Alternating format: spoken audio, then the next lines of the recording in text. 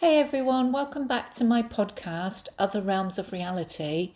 I hope you made it past the first one okay. This is part 2 where I'm going to be sharing about a phenomena called shared death experiences. And this is apparently very, very common, so it's likely a lot of you have probably experienced this already, but maybe aren't necessarily aware of it, or maybe you are. There's two that I'm going to share in this particular podcast. And I know I mentioned before about just sharing one per podcast, but these two kind of interrelate to each other really. So it kind of makes sense to put them both together. Okay, so I'm just going to get straight into the experiences. I'm going to start with the first one, which happened around my mid-20s. And this particular one was when I was right at the end of my military career, and I was on a training course away from camp at the time, so I was staying in a completely different area, and my regiment was on exercise as well at the time, actually, funny enough, in the same area where I was training. I was staying in a military camp which was called Tidworth, and that's in Wiltshire in England, UK. The course that I was actually doing was about 6 weeks long, and this actually happened right near the end of the course. I literally had a few days left. I remember it really clearly because England were actually playing against Germany at the time, and we were all out at the local pub, which was literally a stone throw away from the barracks where I was staying. After the match had finished, I left the pub on my own and went to get some food because I was heading back to the camp where I was staying, as I was the only one that was actually staying in that camp. I decided to sit down and eat my food near the takeaway, just on a wall, as it was about a 1.5 mile walk back to the accommodation where I was staying, even though the camps were literally only about 400 yards away. I remember I'd had very little to drink that night because I was aware I was on my management course. So I literally only had a couple of pints of shandy, which for anyone that isn't aware is just a lager, half lemonade drink. I was fully aware of my environment and fully aware of what I was doing, where I was going. So there was certainly no influence from alcohol in that respect, let's just say. I proceeded to eat my food, and as I was doing so, I was aware of this heaviness suddenly coming over me. And being quite sensitive to energies anyway throughout my life, particularly from my 20s onwards, I just was aware of this real heaviness around my head area. And it kind of almost felt like this black cloud coming over me. Like a bit like a heavy depression suddenly presenting itself over me, which seemed to just come from nowhere. I was in good spirits before. I wasn't feeling down. I was on my course. I was doing well. I was looking forward to leaving the forces. There was nothing really that I could pinpoint at that particular time that made me feel that way. And as I continued to eat, I was trying to shake off this feeling. It got stronger and stronger. And the most bizarre thing kind of happened because in my mind, it was almost like I felt somebody had died. And initially, I was thinking it was a family member. I wasn't sure, but there was this really heavy feeling of melancholy. So anyway, I finished my food up and decided just to walk straight back, and hopefully the fresh air would clear my head, because I tried dismissing whatever it was, but it persisted. And this feeling stayed with me for the rest of that evening. And when I got back to my accommodation, it was very hard to obviously switch off and go to sleep, but I eventually did. And then about 3 days later, I was on my course. As I say, I'd had a few days left. I was near the end of it. And I had a phone call. It was from one of my army colleagues, another female that I knew that was on exercise at the time. And she sounded very out of sorts. She asked me if I'd heard the news. And I told her I wasn't sure what she was talking about. And she proceeded to tell me that she hadn't told me sooner because I was on my course, but she also felt that I needed to know. She then proceeded to tell me what had happened, and that a very close friend of mine who was also in the military and somebody that, I had bonded with, she was like a sister really, and that she had died in an accident during the exercise whilst they were on training. Naturally, this was really shocking to me at the time, and I kind of only half took it in when she told me, but obviously once I had time to think about it, I realised that the experience that I'd had the few days before, or 3 days earlier, with the heavy depression and melancholy and the head feeling was very much related to her passing and the actual accident. She was only young. She was a couple of years younger than me. She was in her early 20s, and she hadn't really lived. It was so young, but she was such a positive person, and she was always joking around, and she was really fun to be around, a really, really lovely, lovely, lovely person. So it really hit me hard when I found out this news. And how she actually died, I'm going to tell you briefly because it does kind of relate a little bit to the symptoms that I experienced through my shared death experience, which I realised that was what I was going through in that moment. My friend on the phone told me when she passed, and it absolutely corresponded with the time that I was going through those difficult experiences. She was sleeping in the back of a Leyland DAF military truck.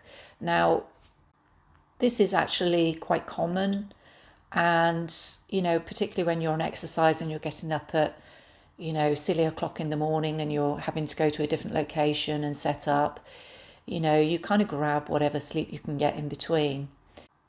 I guess you just trust who's driving that everything is going to be fine. And, although I never actually did this myself, I did know of others that did do it frequently. So that kind of was no surprise. But of course, there's no seatbelt. So if anything happens, then you're going to get flung through the window. So the driver had fallen asleep at the wheel, had crashed into the centre reservation it was a dual carriageway they were on, and he crashed into the central reservation, which then meant that my friend was flung through the window. She was still alive, even though she had severe head injuries, which was what I was picking up on with the heavy tension around the head. And apparently she was in and out of this life, but if she had stayed, then she would have ended up in a wheelchair. There is information that I knew about her that she told me in private, which I won't share, and I know why she made the choice she did. So that was quite a raw experience for me, but it absolutely backed up exactly what I was experiencing and why I felt the way I did. Months after this happened, I would occasionally experience this real heavy pressure around my head. And it would be very similar to what I experienced when this really good friend passed.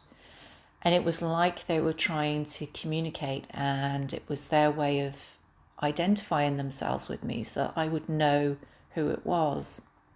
And because I'd already had a few experiences over the years, this was really quite welcoming to me, because I knew that on some level that she was okay. She was coming through to kind of let me know that, she's still there, that there is life after death. And I had many more experiences with her, and that connects really to my next shared death experience, which was really, really hard actually, because this was somebody that was a very, very close friend that I'd known for many years. And she was the one that I mentioned in part 1 of this series. She is the medium that I used to go to, my best friend's mum at the time. And she was just always there, and another amazing soul. Again, somebody that used to joke around and have a lot of fun, and was just, yeah, just wonderful to be around.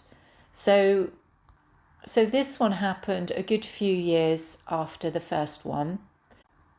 I was living down in Devon in England, UK, and me and this second friend, obviously I'm not going to name names to protect their privacy, we would constantly practice mediumship, tarot, anything to do with the unknown, because we were both very interested in it. And also, I mean, my friend was a natural medium and she was already utilising those skills and abilities.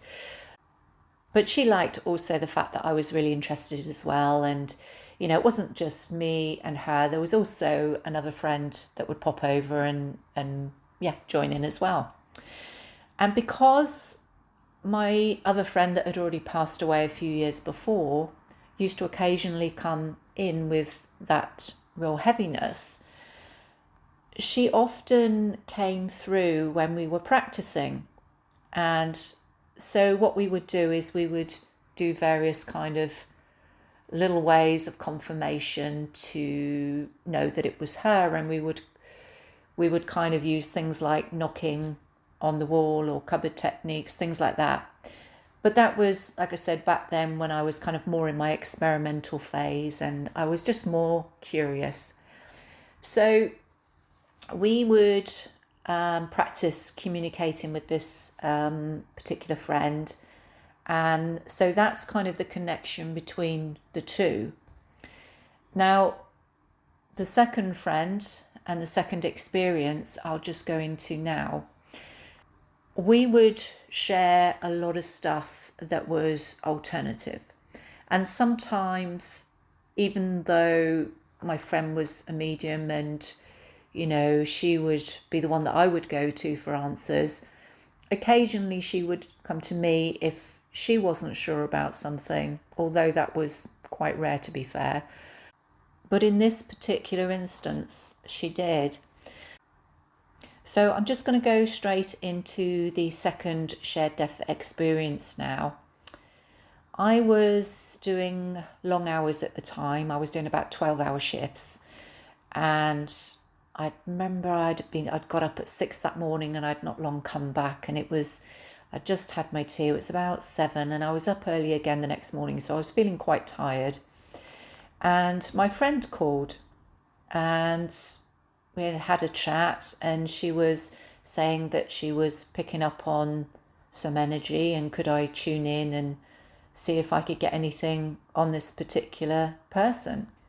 Now at the time that was not new because she was always picking up on things and other people, and most of the time, she was pretty good at getting answers or getting results. But this particular time, as I say, she'd phoned and asked me because it was obviously concerning her. So she told me that she was getting some discomfort in her chest and down her arm. Now, if you'd have said that to me now, alarm bells would ring and I would immediately say, call an ambulance. But because back then she was always, it was part of what we did. We would kind of like, when you're tuning into something, you would pick up on someone's ailments, just like I had, picked up on my friend before that passed, and she would come through with this heavy head energy.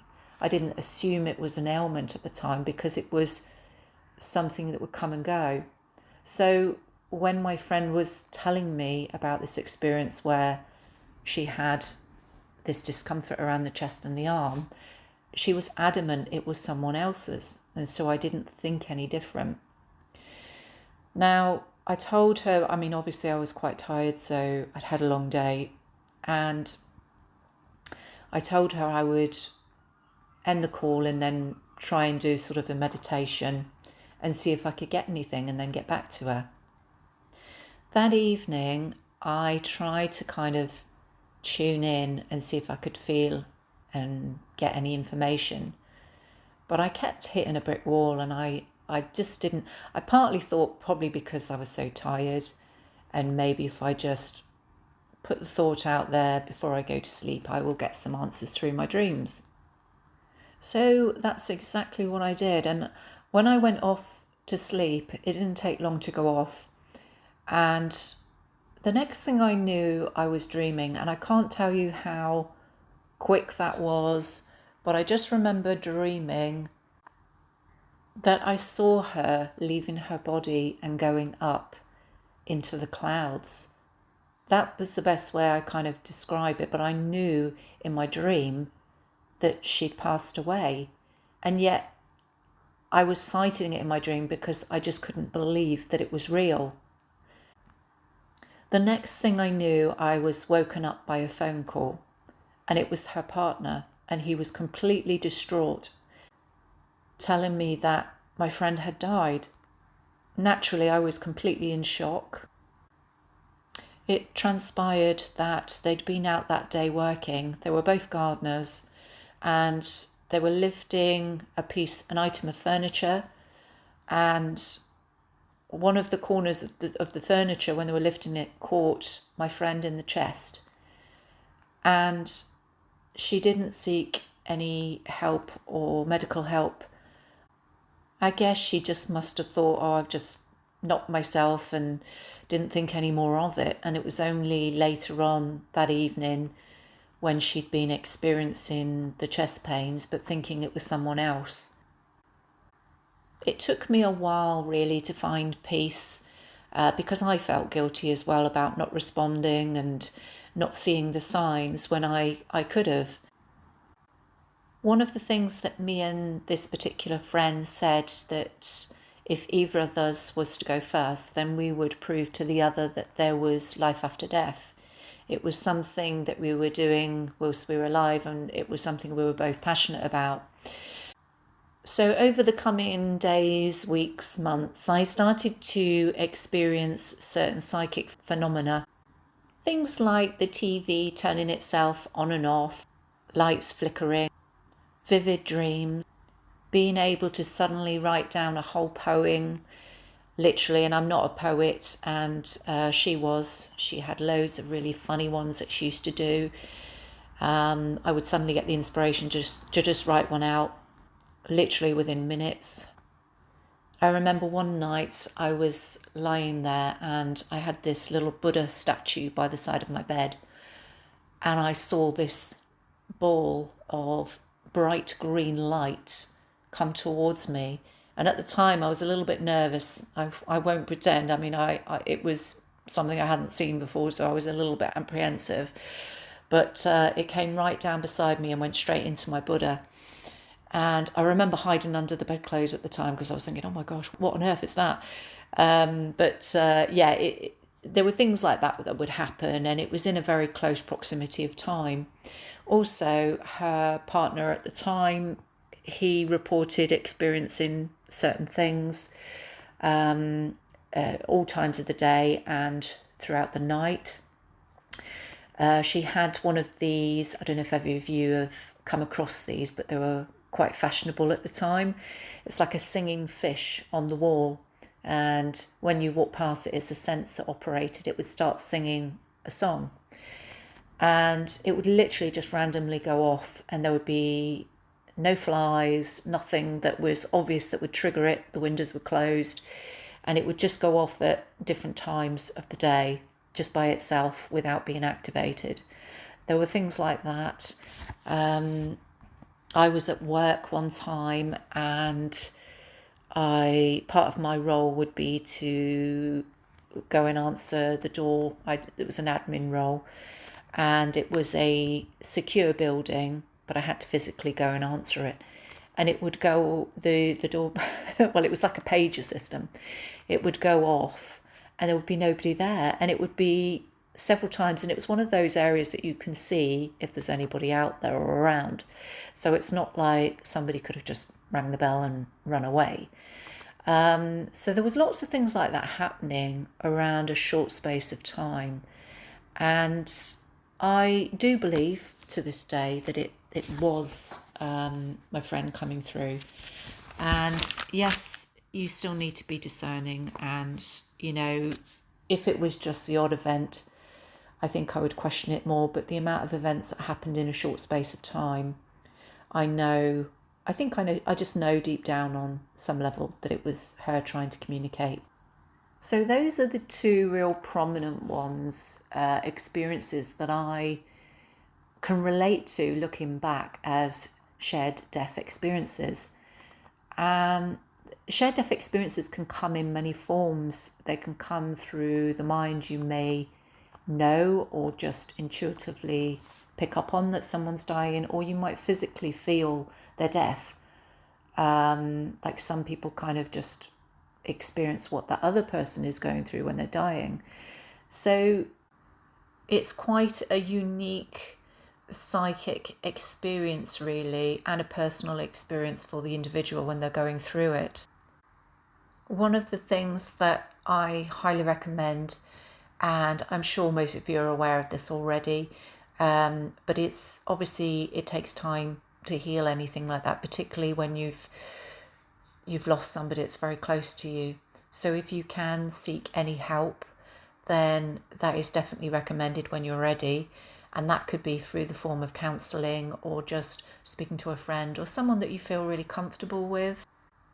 For me personally, I waited a little while because I do believe it takes a little while for the soul to transition over to the other side. Although I have had examples, to be fair, where they've come back through fairly quickly.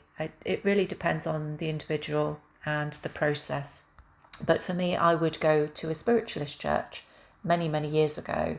I don't feel the need to now, but back then I did, because I was still trying to understand what was going on.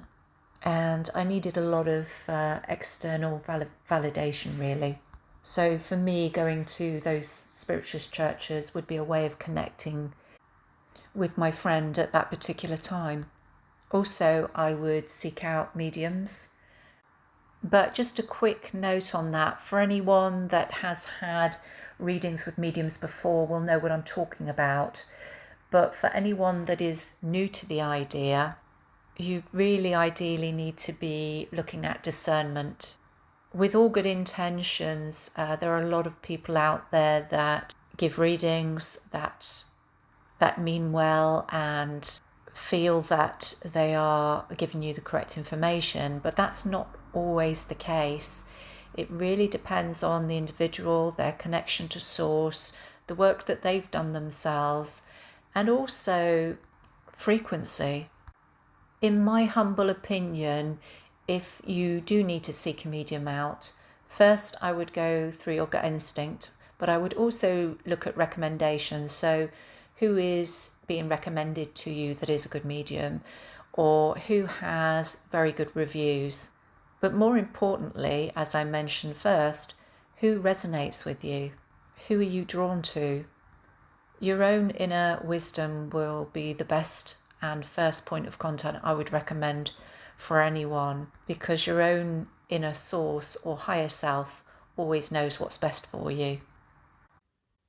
Well, guys, I hope this has been helpful to you, or at least one person out there. And I hope to do another one real soon. So please stay tuned for part 3, where I will share another one of my experiences of the weird, strange, or unusual. But until then, I will see you soon. Take care, everyone.